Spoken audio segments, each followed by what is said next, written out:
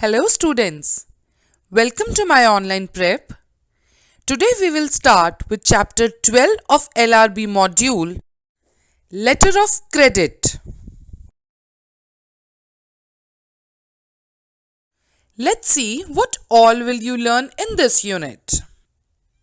We will cover following topics in this unit: Letter of Credit and its purpose, parties to letter of credit, types of letters of credit, documents required in a letter of credit transaction, the legal provisions as laid down in UCP 600.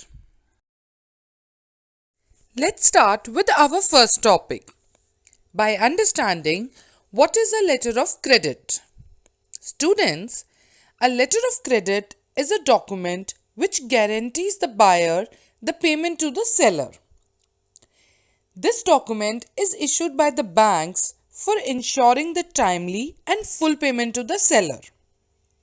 In case the buyer is unable to make such a payment, the bank covers the full or the remaining amount on behalf of the buyer. The letter of credit is issued against a pledge of securities or cash. It is a form of guarantee, or by pledging the security or cash, LC is given. The banks usually levy a fees depending upon the size and the amount of LC involved. Let's understand who and what are the parties involved in the letter of credit.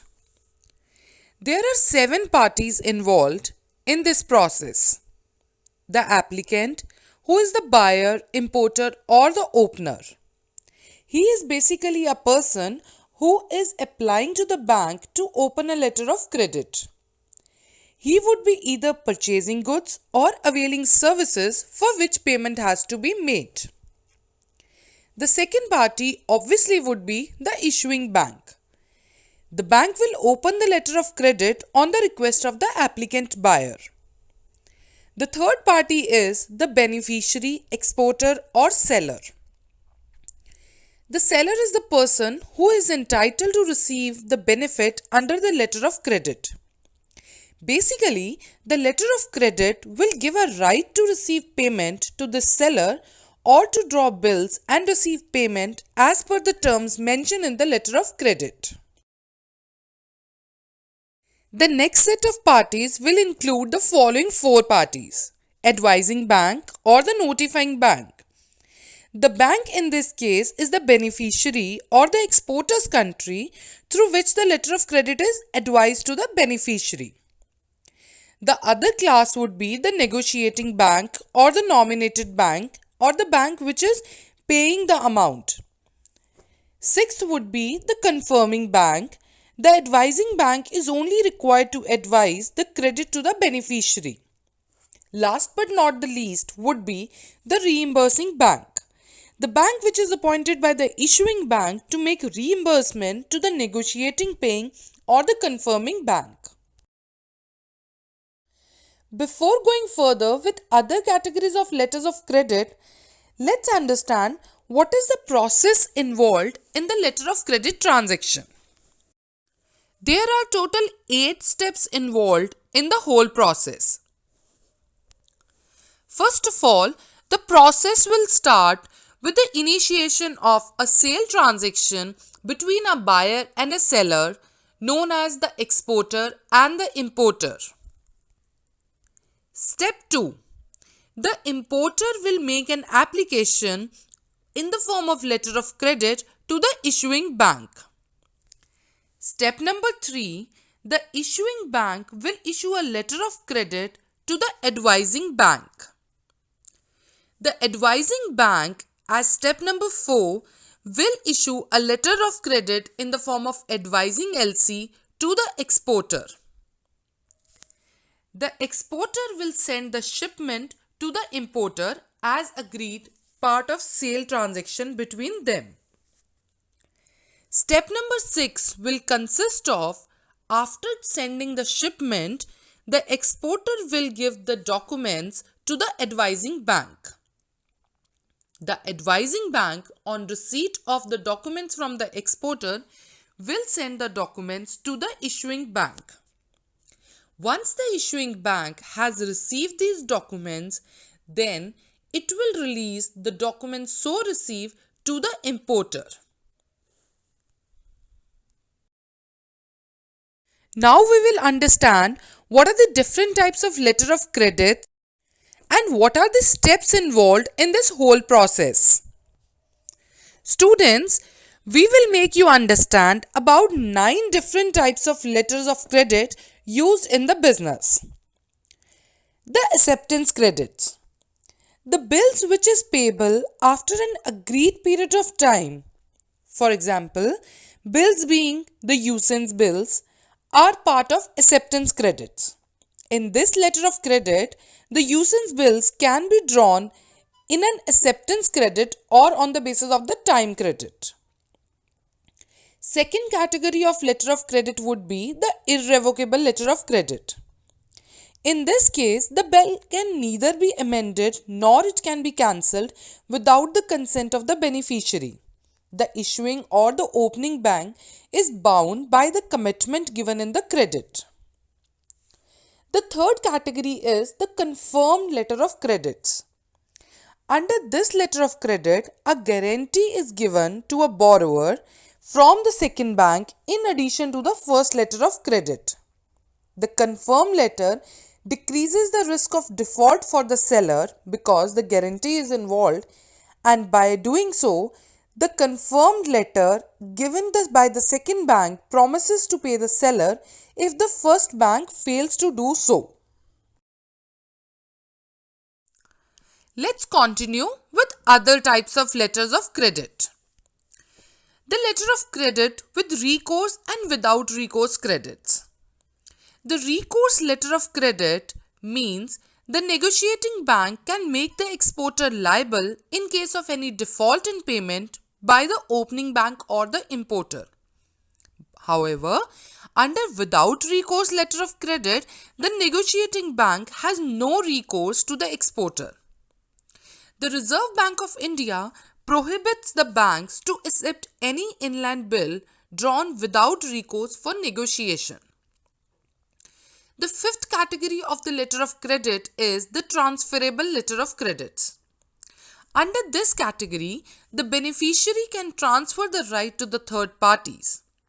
It also allows the first beneficiary to transfer some or all of the credit to another party. It creates a sort of secondary beneficiary also. The next category of letter of credit is the back-to-back letter of credits. It involves 2 letters of credit for securing financing for a single transaction. Usually, it is used in a transaction involving an intermediary between the buyer and the seller. These types of letter of credit are used primarily in international transactions. The next important category is the red clause letter of credit. Under this credit policy, one authorizes the exporter to avail the pre-shipment finance on the strength of the credit. In this letter of credit, the clause is printed or typed in red ink. Hence, such letter of credit is known as the red clause letter of credit.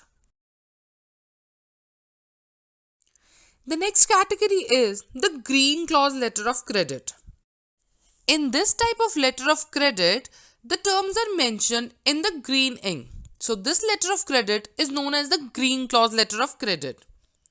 In addition to pre-shipment finance, storage facilities are allowed at the port of shipment to the exporters by opening bank. Another category is the revolving letter of credits. In this type, the amount is fixed, but it can be renewed as soon as the earlier bills have been paid. Having understood about the different types of letter of credits, let's move to our next topic where we will understand what are the different types of documents which are part of letter of credit. There can be different types of documents: bills of exchange, invoices, transport documents, bill of lading, airway bill, insurance, and various others. We will understand one by one. Bill of exchange, which is a financial document, and the payment is made on the basis of this document. Second document involved is the invoice, which is basically a commercial document, which gives the details of the sales, and it is made in the name of the opener, importer, or the required otherwise in the letter of credit. There are various transport documents also which are involved. The mode of dispatch of goods or the transportation of the goods would depend on the terms of the contract between the buyer and the seller.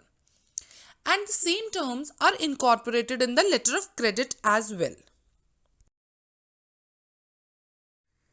Bill of lading is another document which is involved in this process.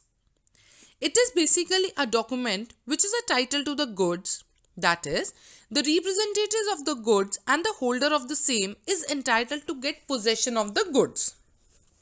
The airway bill, which evidences that the goods have been received by an airline company or its agent. The post parcel receipt and the courier receipts. When the goods to be sent are small in quantity, then it can be sent through post or a courier.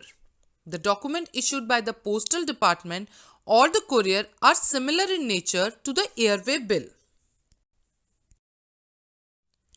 Next important set of documents would be the insurance documents. The goods when they are shipped can also be insured under the terms of letter of credit. These documents are required in the letter of credit and should be enclosed with the other set of documents.